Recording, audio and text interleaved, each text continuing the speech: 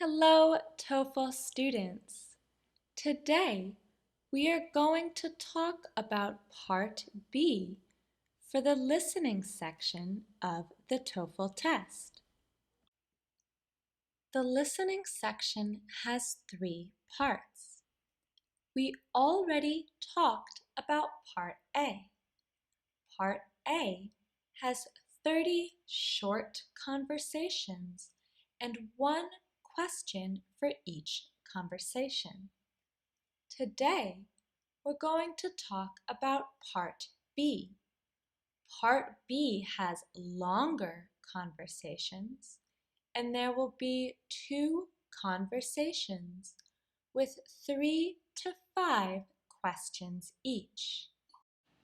Here are 5 key strategies for Part B and C of the TOEFL listening test. Number 1, listen carefully to the first line of the conversation. The first line often contains the topic of the conversation, and you will usually be asked to answer questions about this. Just like in the reading section, remember the first sentence would be the topic or the main idea? It is similar here. Number 2, as you listen to the conversation, you should draw conclusions about the situation of the conversation. So, you should be thinking about who is talking, where does the conversation take place, and when does the conversation take place. 3, as you listen to the conversation, follow along with the answers in your test book and try to determine the correct answers. The answers will go in order, in the order that they are in your book. Detail questions are generally answered in the order of the conversation, and the answers often sound the same as what is said on the recording. This is very different from Part A. Remember, in Part A, you need to avoid similar sounds. But in Part B and C, questions 31 through 50, the answers often sound the same, so similar sounds are good for this part. Number 4, you should guess even if you are not sure. Never leave any answers blank.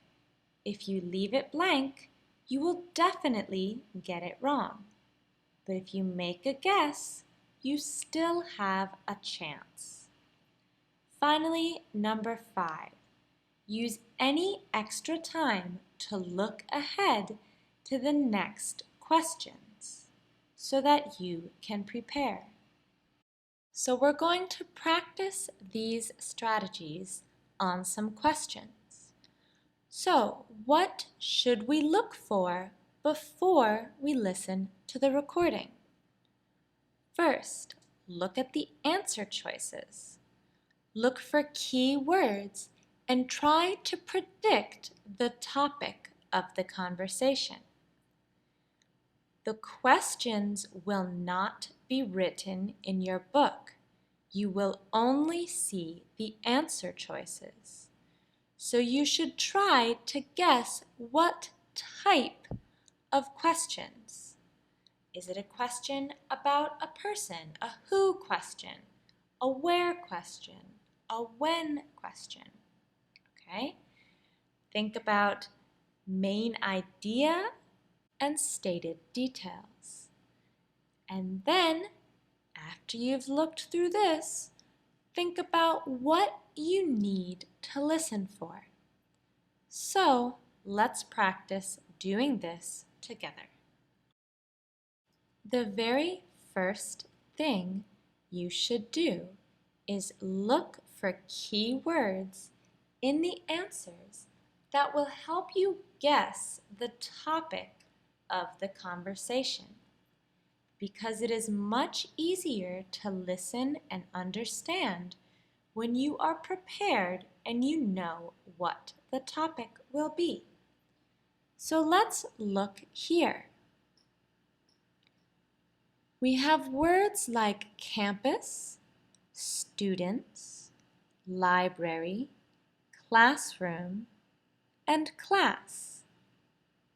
And then some other words like work, employment, and jobs. So we can guess before we listen to anything that this conversation is going to be about school life and probably something about jobs or working. Now, let's look at each number and the answers and try to figure out what type of question it will be. So number 1, all of the answers start with a verb. Find, work, help, ask. So we can guess that number 1 is going to be a what question.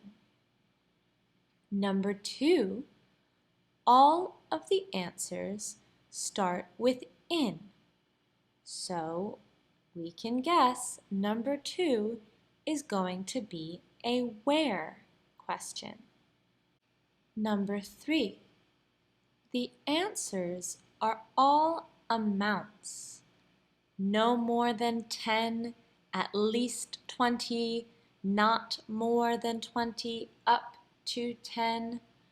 So this question is probably a how many or maybe a how often question. Number 4, the answers are all times. Every morning, weekdays, afternoons, and weekends. So this is probably a when or how often question.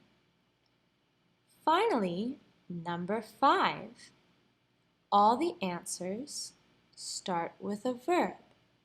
Fill out, give, tell, phone. So this question is probably a what question. So we've completed the strategies for before the audio recording. Now it's time to listen and guess the right answer. While you're listening to the conversations, you should first listen for the topic in the first line or lines. Draw conclusions about the situations, thinking about who, what, when, where, and then listen for the answers in order. Now, let's listen to the audio recording for numbers 1 through 5. Questions 1 through 5. Listen to the following conversation about a part-time job. I'm looking for a part-time job on campus. Then you've come to the right place. The campus employment office is here just to help students like you find jobs on campus. I'm glad to hear that, because I really need to start earning some money. Let me ask you some questions to help determine what kind of job would be best. First of all, how many hours a week do you want to work? I need to work at least 10 hours a week, and I don't think I can handle more than 20 hours with all the courses I'm taking. And when are you free to work? All of my classes are in the morning, so I can work every weekday from noon on. And of course, I wouldn't mind working on the weekends. I'll try to match you up with one of our on-campus student jobs. Please fill out this form with some additional information about your skills and leave the form with me today. Then you can call me back tomorrow and maybe I'll have some news for you. Thanks for your help. Number 1. What does the man want to do?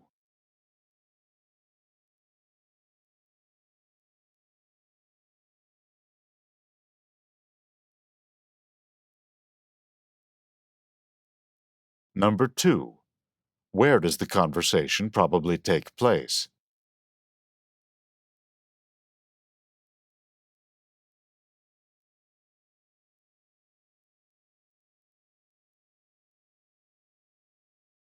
Number 3. How many hours of work does the man want per week?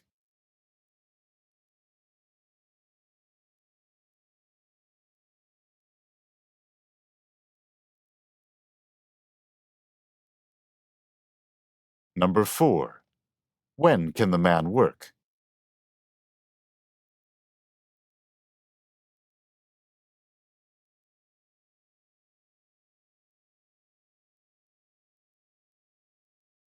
Number 5. What does the woman tell the man to do tomorrow? Let's see how you did. This is what you just heard.